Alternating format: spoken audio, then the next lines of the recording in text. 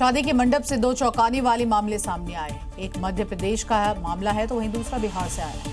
दोनों की जगह दुल्हन ने आखिरी वक्त पर शादी करने से ही इनकार कर दिया और बारात बेरंग वापस लौट गई। शादी का मंडप सजा है, रस्में चल रही हैं, दुल्हन तैयार है, लेकिन अचानक सब कुछ थम गया।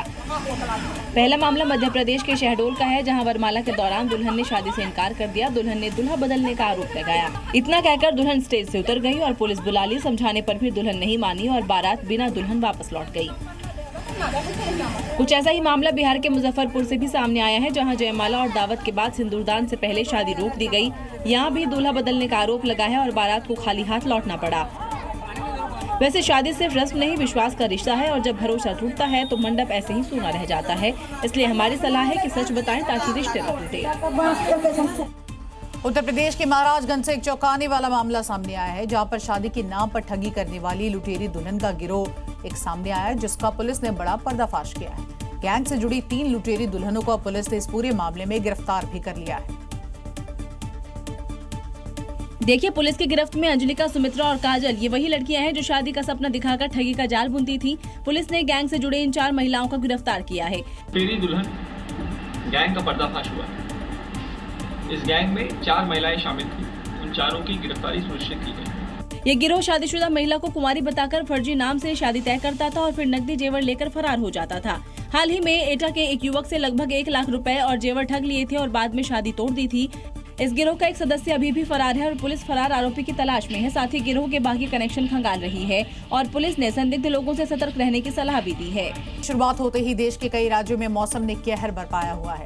कहीं पर आंधी तूफान आया है, कहीं ओले गिरने लगे हैं और कई जगह पर पेड़ उखड़ गए हैं। कई घर भी टूटे हुए नजर आए। जनजीवन बुरी तरह से प्रभावित हुआ है।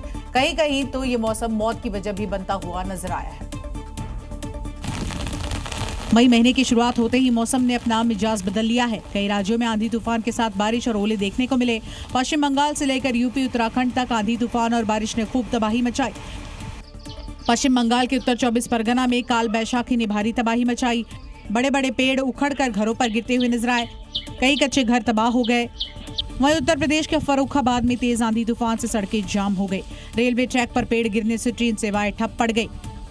ललितपुर में पेड़ गिरने की घटनाएं सामने आई। एक स्कूटी सवार युवक बाल बाल बच गया तो वहीं रायबरेली में जमकर ओले गिरे।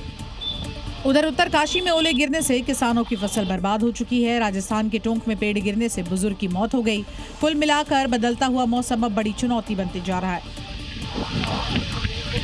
उत्तर प्रदेश के सिद्धार्थनगर में 20 घंटे से फंसे 2 बच्चों का आखिरकार रेस्क्यू हो ही गया। रेस्क्यू के लिए एयरफोर्स के M17 को यहां पर बुलाना पड़ा। इसकी मदद लेनी पड़ी और जैसे ही हेलीकॉप्टर आया उसे देखने के लिए लोगों की भीड़ भी यहां पर जमा हो गई।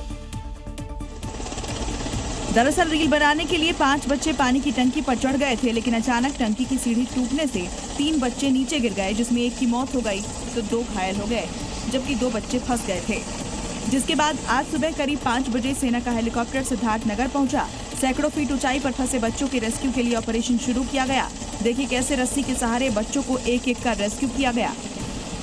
2 बच्चे अभी भी टंकी पे फंसे थे, जिसको हम लोगों ने रात में रोड बनाने की कोशिश किया, बट वो क्योंकि वहाँ पे मिट्टी बहुत दलदल थी तो वो सफल हो नहीं पाया। तो हमने प्लान बी के तहत एयरफोर्स ऑफिसर से हम लोग लगातार संपर्क में थे।